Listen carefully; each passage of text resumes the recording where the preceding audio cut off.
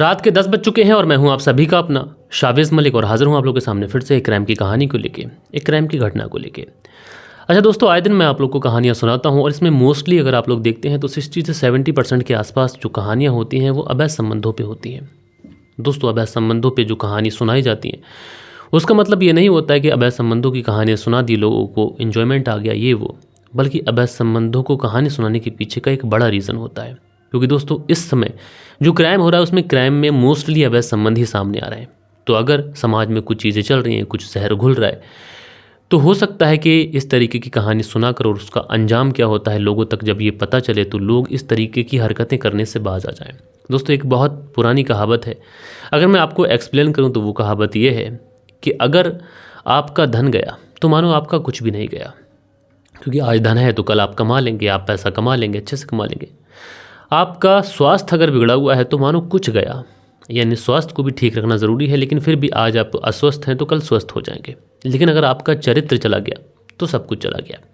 इसलिए बड़े बुजुर्गों ने भी कहा भी है कि धन गया तो कुछ नहीं गया, स्वास्थ्य गया तो कुछ गया, और अगर चरित्र चला गया तो सब कुछ चला गया। तो इसलिए इंसान को चरित्र के ऊपर खासकर ध्यान देना चाहिए। दोस्तों, इस तरीके की जो चीज़ें आजकल हमारे समाज में जो ज़्यादा हो रही हैं मोस्टली, तो इस सब में मोबाइल इन सारी चीज़ों का बहुत बड़ा योगदान है। अब ऐसा नहीं है कि मोबाइल में वीडियोस देख देख कर कोई बिगड़ गया, क्योंकि मोबाइल से इंसान को बात करने का साधन मिल गया। एक दूसरे से बिना मिले भी एक दूसरे से इंसान टच में रह सकता है। सोशल मीडिया, फेसबुक हो, इंस्टाग्राम हो, यहाँ से भी लोग अनजान लोगों की वृत्ति अट्रैक्ट हुए हैं। अब जब मोबाइल ने इन सारी चीज़ों ने इंसान को बिगाड़ा है तो इसी मोबाइल के माध्यम से इंसान को ठीक भी किया जा सकता है। यानी उन लोगों का अंजाम बताकर जिन लोगों ने इस रास्ते पर चलने की कोशिश की है। मोस्टली जो क्राइम होते हैं उन क्राइम के पीछे एक पैटर्न होता है कि शादी होती है, शादी होने के बाद में या तो पत्नी के अवैध संबंध होते हैं या फिर पति के अवैध संबंध होते हैं। अगर पत्नी के अवैध संबंध होते हैं और पति को जब पता चलता है तो पति आड़े आने लगता है, और अगर पति के अवैध संबंध होते हैं और पत्नी को पता चलता है तो पत्नी आड़े लगती। और इसके चलते या फिर प्रेमिका या फिर प्रेमी के साथ मिलकर पति या पत्नी का बड़ी ही बेरहमी के साथ में कत्ल हो जाता है। लेकिन ज़रूरी थोड़ी ना है कि हर कहानी के अंदर सेम ही पैटर्न हो, सेम ही कहानी हो, रिपीटेड हो। कुछ कहानियाँ उल्टी भी होती हैं। और आज की जो कहानी मैं आप लोगों को सुना रहा हूँ, ये कहानी इस बात का जीता जागता उदाहरण है। दरअसल दोस्तों, अगर मैं आज की कहानी की बात करूँ मूल रूप से, तो इस कहानी की शुरुआत होती है बिहार से। बिहार में एक व्यक्ति रहा करता है जिसका नाम पवन है, और पवन की लगभग 8 से 9 साल पहले शादी हुई थी। 8 से 9 साल पहले पवन की शादी हुई थी नेहा नाम की लड़की के साथ में। शादी हुई, समय गुजरा, उसके बाद में एक बेटा हो जाता है, थोड़ा समय और गुजरता है, फिर एक बेटी भी हो जाती है। अब पवन के परिवार में टोटल 4 लोग हो चुके थे। एक पवन खुद, एक पवन की पत्नी नेहा एंड 2 बच्चे। अब दोस्तों, पवन के ऊपर उसकी फैमिली का जब बर्डन आता है तो थोड़ा पवन को ऐसा भी लगता है कि अब जिम्मेदारियां बढ़ चुकी हैं और पैसे की तलाश में कहीं जाना चाहिए। अच्छा, दूसरी तरफ आज के दौर में एक और चलन है। वो चलन ये है कि अगर कोई गांव में रहता है और उसको बच्चे हो जाते हैं, बच्चा इधर पैदा हुआ नहीं, कि माता पिता को टेंशन ये होने लगती है कि बच्चे को पढ़ाया कैसे जाएगा।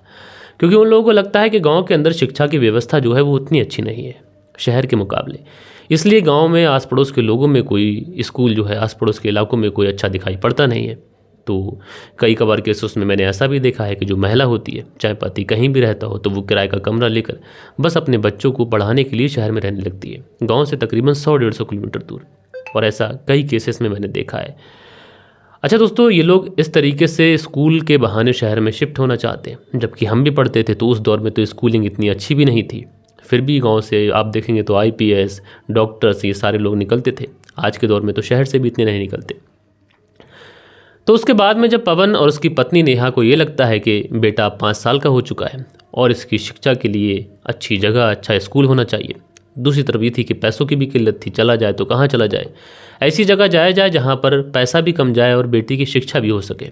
तो उसके बाद में पवन ने दिल्ली का नाम बहुत सुन रखा था, इसलिए पवन दिल्ली का रुख करता है अपनी पत्नी को लेकर। और दिल्ली में अप्रैल साल 2023 में ये आता है। दिल्ली में एक थाना लगता है, नरेला थाना, और इसी नरेला थाने के अंतर्गत एक इलाका आता है सुरेंद्र नगर। यहीं पर एक किराए का कमरा देखता है। संजोग से इसे वो किराए का जो कमरा होता है वो मिल भी जाता है। उसके बाद में पवन और अपनी पत्नी नेहा और 2 बच्चों के साथ में यहीं पर शिफ्ट हो जाता है। अब जब यहाँ पर शिफ्ट होता है तो कबायत शुरू होती है कि अब रोज़गार चाहिए, खाने पीने का इंतज़ाम चाहिए। तो पवन जो था वो इसी कामों में अपने रोज़गार की तलाश में लग जाता है। अब जब पवन काम की तलाश में निकलता है तो आखिरकार यहाँ भी उसकी जो किस्मत होती है वो साथ देती है। क्योंकि यहीं पर नरेला थाने में सुरेंद्रनगर से थोड़ी दूरी पर एक तंबाकू की फैक्ट्री थी और इस तंबाकू की फैक्ट्री में इस पवन को काम मिल जाता है। पवन की वहाँ पर नाइट ड्यूटी लग जाती है, सैलरी फिक्स हो जाती है। अब पवन जो था वो दिन भर अपने बच्चों के साथ रहा करता था और शाम को नाइट ड्यूटी जो उसकी फिक्स हो चुकी थी वहाँ पर नाइट ड्यूटी करने के लिए जाता था। धीरे धीरे वक्त गुजरता है और 1 महीने का लंबा समय गुजर जाता है और उसके बाद में पवन को सैलरी भी मिल जाती है। जब सैलरी आती है तो पति पत्नी दोनों बहुत ज़्यादा खुश भी होते कि चलो ठीक है, कम से कम काम मिला, काम से पैसे आए, अब अपने बच्चों को अच्छी शिक्षा दे सकेंगे, अच्छा खाना खा सकेंगे। लिहाजा इसी तरीके से ज़िंदगी चलने लगती है। पवन अपनी ड्यूटी जा रहा है लगातार, यानी अब इधर जो पत्नी थी अपने बच्चों को तैयार करती, स्कूल भेजती, दूसरी तरफ अगर मार्केट का या फिर कहीं और का काम इसे रहता तो वो काम करती। अगर साफ साफ शब्दों में मैं आप लोगों से कहूँ तो पवन के ऊपर पैसे कमाने की जिम्मेदारी थी। दूसरी तरफ जो नेहा थी उसके ऊपर घर को कैसे चलाना है, घर के अंदर क्या चीज़ चाहिए क्या नहीं चाहिए, बच्चों को कैसे स्कूल भेजना है, ये सारी जिम्मेदारी जो थी वो नेहा उठ रही थी। यानी पवन एक तरफ अपने पैसे कमाने का जो काम था वो पवन कर रहा था और घर की जो जिम्मेदारियाँ थीं वो नेहा देख रही थी। अब सारी ही चीज़ें बहुत अच्छे तरीके से चल रही थीं, समय गुजर रहा था, पवन पैसे कमा रहा था और इधर जो पत्नी थी अपने बच्चों की परवरिश कर रही थी। उसके बाद में तारीख आ जाती है 3 जून साल 2023 और 3 जून साल 2023 को पवन डेली की तरह अपनी जो नाइट ड्यूटी थी वो नाइट ड्यूटी करने के लिए गया था। एंड सुबह सुबह पवन जब लौट के आता है तो देखता क्या है कि दरवाज़ा खुला हुआ है। अब पवन जब दरवाज़ा खुला हुआ देखता है तो थोड़ा सा चिंतित होता है कि सुबह सुबह आखिरकार उसकी पत्नी कहाँ चली गई। एंड उसके बाद में जब घर में घुसता है तो घर के अंदर अंधेरा। जब घर के अंदर अंधेरा देखता है तो और ज़्यादा थोड़ा सा परेशान होता है। उसको लगता है कि मैं नाइट ड्यूटी करके आ गया, उस समय तो नाश्ता बन जाना चाहिए था और अभी तक ये लोग सोकर भी नहीं उठे। दूसरी तरफ से ये भी रहता है कि मैं जब ड्यूटी गया था तो हो सकता है इसने गेट बंद ही ना किया हो और ऐसे में उसे चिंता होती है कि घर में अगर चोरी हो जाती तो क्या होता। मन में थोड़ा सा गुस्सा भी था, थोड़ी सी टेंशन भी थी कि आखिरकार पत्नी कहाँ है, ना कोई बोल रहा है, मैं आवाज़ दे रहा हूँ तब भी कोई नहीं बोल रहा है। उसके बाद ये कमरे के अंदर पहुंचता है और जाके एकदम से लाइट ऑन कर देता है। लेकिन दोस्तों जैसे ही ये पवन लाइट ऑन करता है पवन को बहुत ज़ोर का धक्का लगता है। दरअसल इसकी जो पत्नी नेहा है ये फर्श पर पड़ी हुई है, मानो जैसे बेहोश हो गई हो। उसकी नाक से और कान से खून बह रहा है। अब पवन थोड़ा सा चिंतित होता है, दोनों बच्चों को देखता है तो जो बेटी है वो भी अगल बगल, यानी बेटी और बेटा दोनों अगल बगल बैठे हुए हैं। बेटी की तो ऐसी हालत है कि वो रोते रोते अपनी माँ के ऊपर ही सो गई। बेटा बदहवास बैठा हुआ है, ना कुछ बोल रहा है ना कुछ सुन रहा है। अब पवन को कुछ समझ नहीं आता है, पवन बहुत ज़्यादा पैनिक करता है। अब पैनिक में ये अपने बेटे से पूछने की कोशिश भी करता है कि बेटा क्या कुछ हुआ था। तो जो पवन का बेटा होता है वो कहता है कि जब पिताजी आप ड्यूटी पर चले गए थे तो एक अंकल आए थे, उसके बाद मैं तो सोने चला गया था, मुझे कुछ नहीं पता। लेकिन जब मैं सुबह सोकर उठा तो देखा माँ इस तरीके से पड़ी हुई है और अंकल कहाँ गए क्या हुआ मुझे इसके बारे में कुछ भी नॉलेज नहीं है। अब जैसे ही वो 5-6 साल का बेटा इस तरीके की बातें अपने पिता पवन को बताता है तो पवन को बहुत ज़्यादा धक्का लगता है। उसके बाद में पवन जो था वो तुरंत अपने भैया और भाभी को कॉल करता है।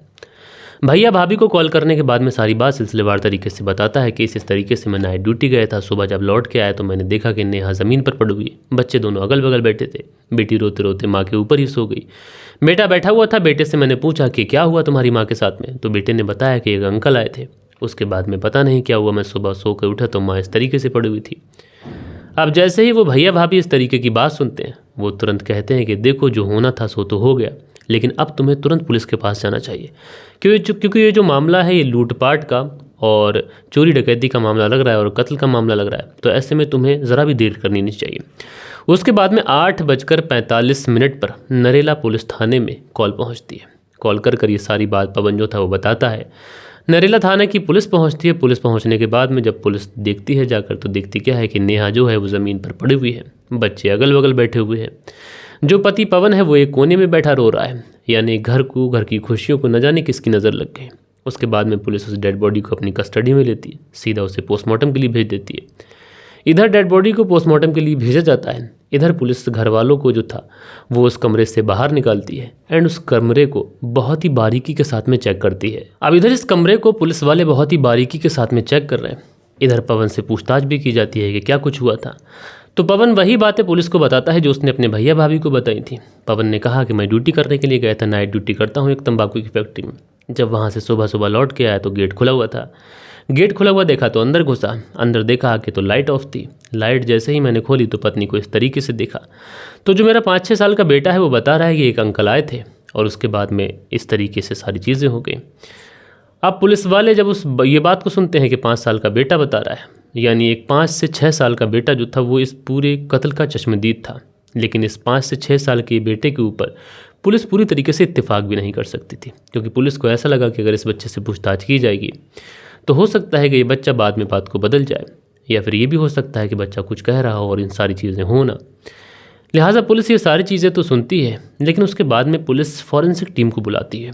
और जैसे ही फॉरेंसिक टीम को बुलाया जाता है, जब सारी चीज़ें बहुत बारीकी के साथ में चेक की जाती हैं, तो यहाँ से पुलिस को कुछ चीज़ें ऐसी मिलती हैं जिससे पुलिस का पूरा दिमाग अलग डायरेक्शन में चला जाता है। दरअसल पहला जो फॉरेंसिक टीम ने वहाँ पर जाने के बाद में, रिसर्च करने के बाद में जब देखा, तो वो ये था कि इस घर के अंदर कोई भी फोर्सफुली एंट्री नहीं की गई थी, यानी कोई भी व्यक्ति फोर्सफुली इस घर के अंदर इंटर नहीं हुआ। बाकायदा दरवाज़ा खोला गया था, वो व्यक्ति आया और उसके बाद में शायद कत्ल हुआ है। दूसरी चीज़ ये थी कि ये दोनों जो थे पति पत्नी, सेकंड फ्लोर पर रह रहे थे, यानी नीचे वाले फ्लोर पर और भी लोग रहते हैं। अगर ऐसे में कोई फोर्सफुली आएगा और कत्ल करके भागेगा तो उसको कोई देखेगा ही।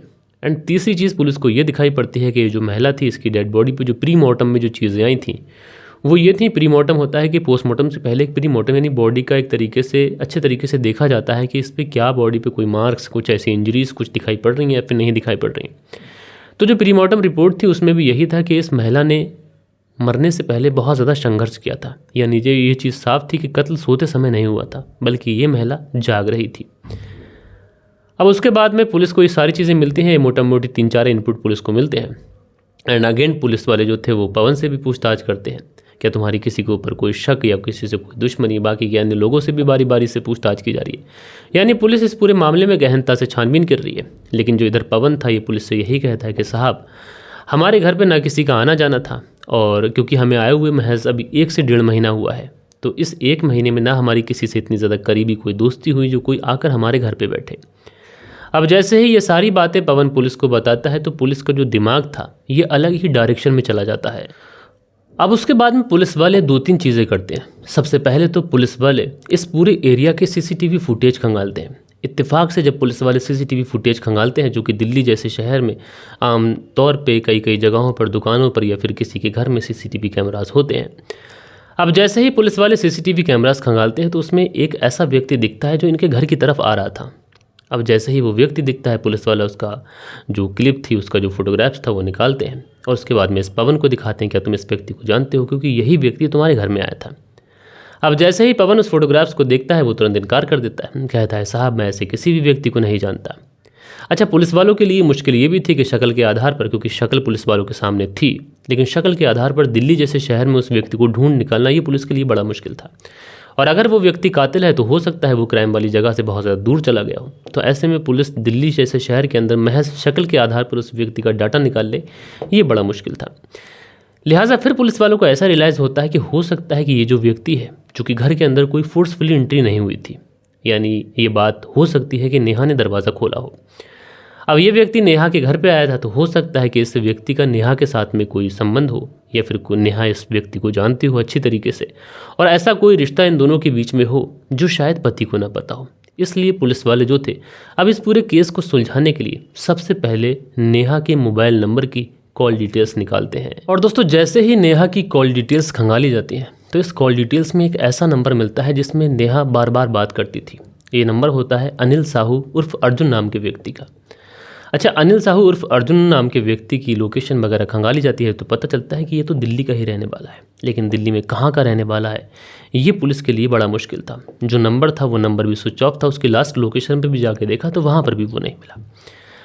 एंड उसके बाद में पुलिस वाले इस अर्जुन को ढूंढ रहे हैं, लेकिन अर्जुन का कहीं पर कुछ पता नहीं है।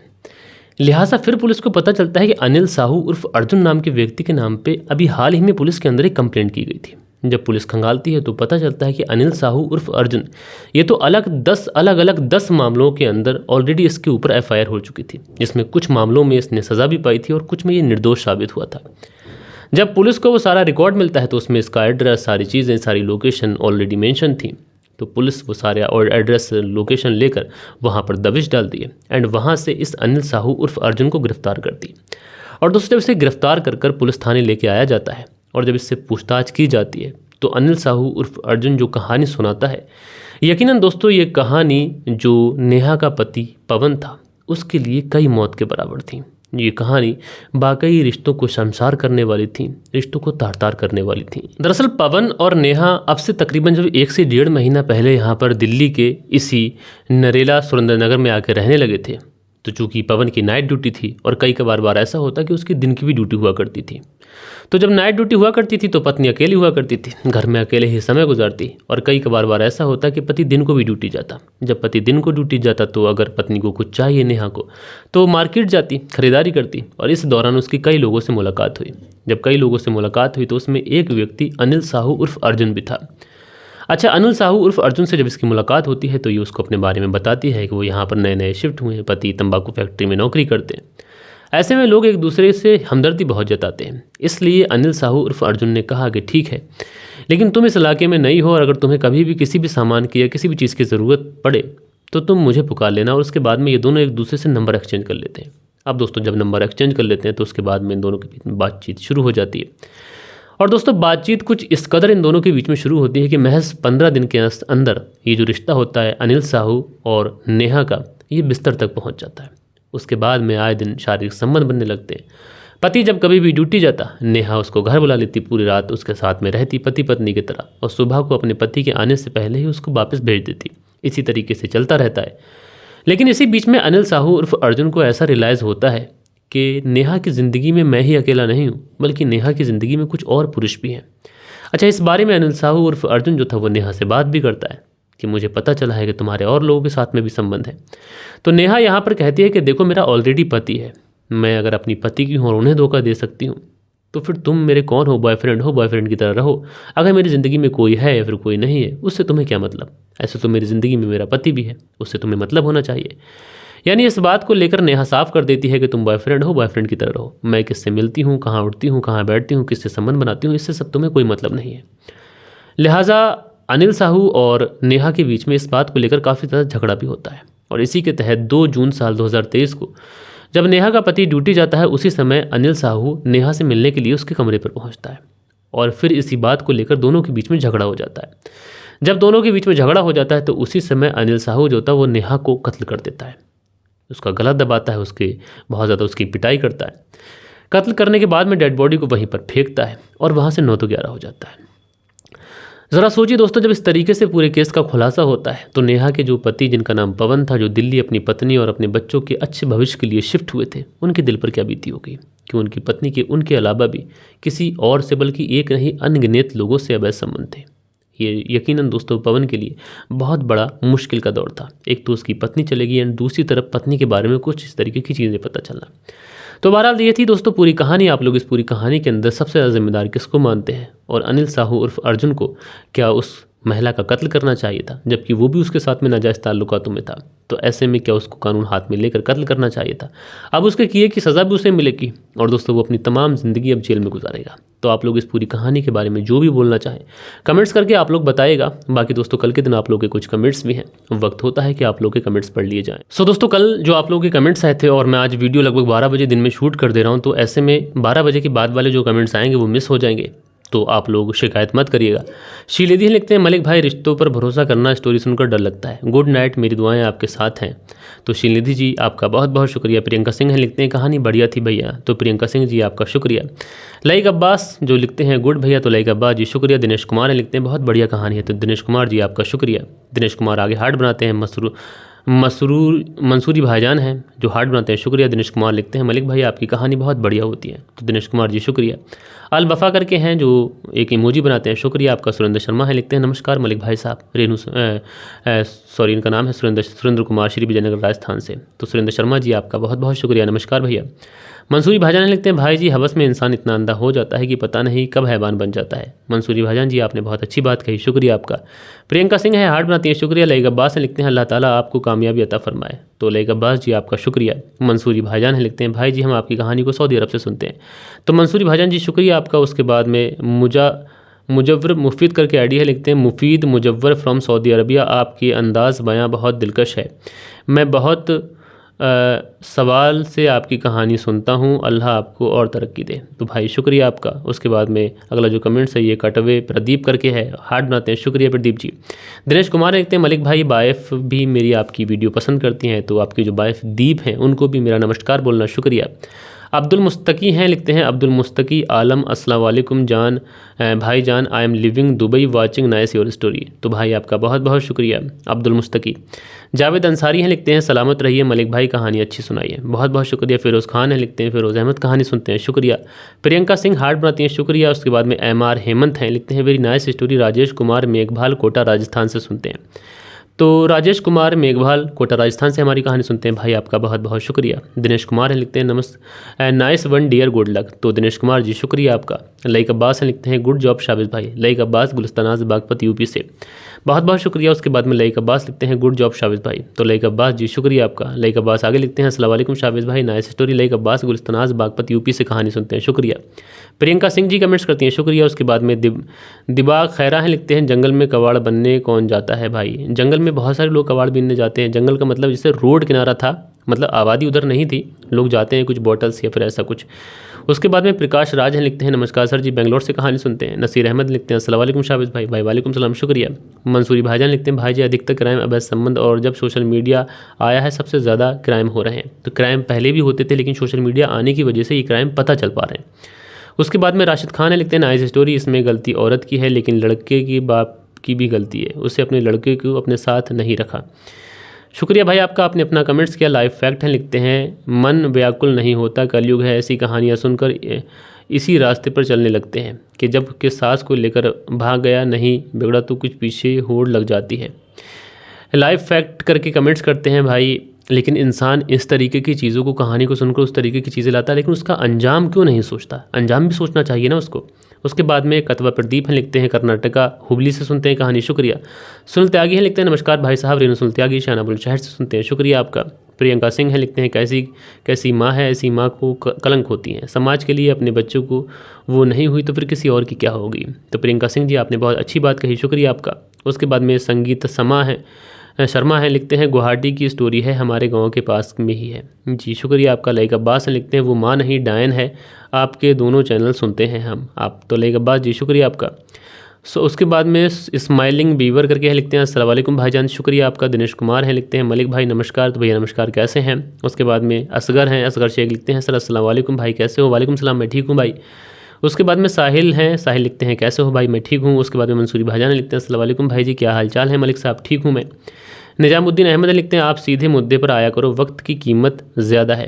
तो निज़ामुद्दीन जी थोड़ा सा बातचीत कर लेते हैं, ठीक रहता है। हम लोग 10 बजे कहानी लेके आते हैं, तो 10 बजे ऑलमोस्ट सारे लोग सोने के लिए बेड पर लेट जाते हैं, तो इत्मीनान से कहानी सुनते हैं। तो यार थोड़ा सा टाइम निकाल लिया करो। उसके बाद में HR गोस्वामी हैं, लिखते हैं कलयुग है भाई जी, बहुत अच्छी बात कही। विनोद राजक हैं, लिखते हैं भैया कहानी अच्छी है, मैं गुवाहाटी का ही हूँ, मेरे घर से लोकेशन थोड़ी दूर पर है जी। भाई शुक्रिया आपका। हैरी छेत्री हैं, लिखते हैं इसको देखना बंद करो, इससे अच्छे अच्छे हैं। तो हैरी छेत्री जी ऐसा नहीं है कि यार सब अच्छे अच्छे हैं, सब अच्छे भी हैं, और हम तो बस आप लोगों के प्यार से ही हैं। आप लोग हमारी कमियों को बताते हैं तो हम अच्छा लगता है, हम उसको सुधारने की कोशिश करते हैं।